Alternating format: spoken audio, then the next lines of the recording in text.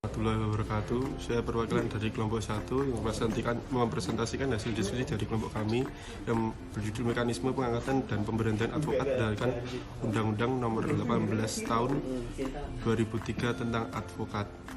Sebelumnya, saya akan menaikkan anggota-anggota kami. Yang pertama saya sendiri, Mahardika. Yang kedua ada Razaka, Arta Oktami, Yunita Ayu, Triasmita, Bio Silvia, Muhrizal, Diana Likbian, dan Nina Komasia. Selanjutnya akan dilanjutkan oleh teman saya.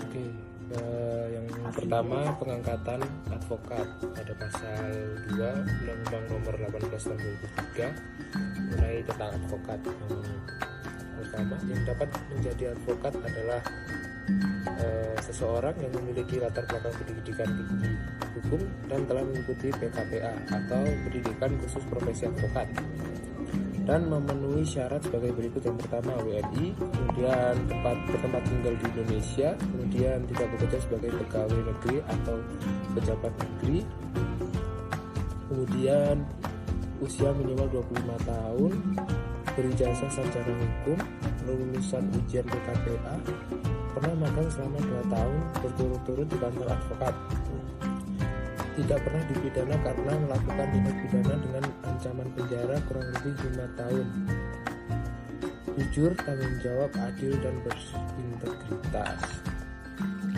Pengangkatan advokat dilakukan oleh organisasi advokat melalui surat keputusan pengangkatan advokat. Surat keputusan pengangkatan advokat kemudian disampaikan kepada Mahkamah Agung. Kedua, tentang sumpah pada pasal 4, di mana seorang advokat sebelum menjalankan profesinya harus menjalankan sumpah atau janji secara sungguh-sungguh sesuai dengan agamanya, dan ini dilakukan di pengadilan tinggi, di mana domisili seorang advokat akan melakukan pengangkatan, dan sifat dari sidang ini adalah terbuka. Sumpah atau janji yang dilafalkan sebagai berikut. Demi Allah, saya bersumpah atau berjanji bahwa saya akan memegang teguh dan mengamalkan Pancasila sebagai dasar negara dan Undang-Undang Dasar Negara Republik Indonesia. Bahwa saya untuk memperoleh profesi ini langsung atau tidak langsung dengan menggunakan nama atau cara apapun juga, tidak memberikan atau menjanjikan barang sesuatu kepada siapapun juga.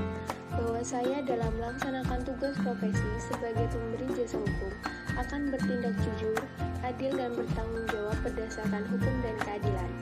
Bahwa saya dalam melaksanakan tugas profesi di dalam ataupun di luar pengadilan tidak akan memberikan atau menjanjikan sesuatu kepada hakim, pejabat pengadilan, atau pejabat lainnya agar memenangkan atau menguntungkan bagi perkara klien yang sedang saya atau akan saya tangani.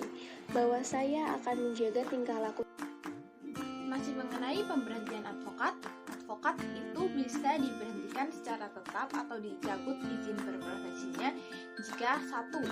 Advokat mengajukan permohonan untuk pencabutan izin berprofesinya sehingga advokat tidak dapat berprofesi lagi. Selanjutnya adalah advokat tersebut dikenai pidana dengan minimal 4 tahun ancaman penjara atau hukuman 4 tahun. Nah, dengan dikenai pidana minimal 4 tahun tersebut, advokat otomatis akan tidak diizinkan untuk berprofesi lagi. Nah, yang terakhir alasannya adalah dari keputusan organisasi advokat itu sendiri.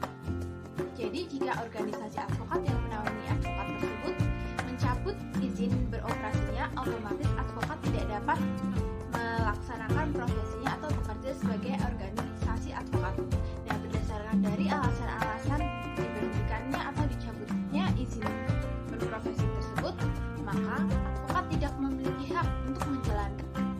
Saya akan menjelaskan terkait pemberhentian advokat. Pemberhentian advokat dijelaskan atau diatur dalam pasal 9, pasal 10, dan pasal 11 Undang-Undang Advokat atau Undang-Undang Nomor 18 Tahun 2003 tentang advokat. Dalam pemberhentian advokat diberhentikan oleh organisasi advokat yang telah mengangkatnya sebelumnya. Kemudian pemberhentian tersebut dilakukan melalui dikeluarkannya surat keputusan pemberhentian advokat, yang mana dari salinan surat keputusan pemberhentian tersebut akan diserahkan kepada Mahkamah Agung, kemudian kepada Menteri dalam hal ini. Juga dijelaskan dalam pasal 11 yang berbunyi, dalam hal advokat diberhentikan karena melakukan tindak pidana di atas, maka pengadilan yang memutus perkara pidana tersebut menyampaikan salinan surat putusan kepada organisasi advokat terkait untuk segera melakukan pemberhentian kepada advokat tersebut.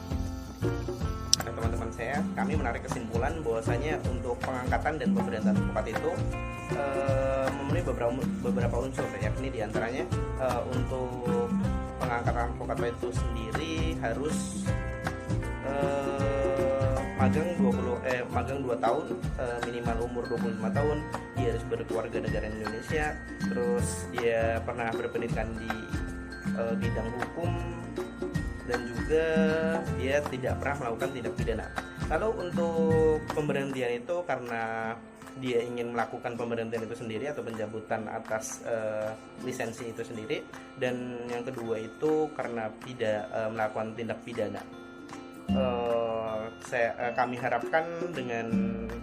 berharap dengan adanya video ini adalah untuk memberikan wawasan bagi para sarjana yang ingin baru lulus dan kebingungan untuk mencari kemana harus mendaftarkan advokat atau syarat-syarat apa saja yang harus dilakukan untuk menjadi advokat.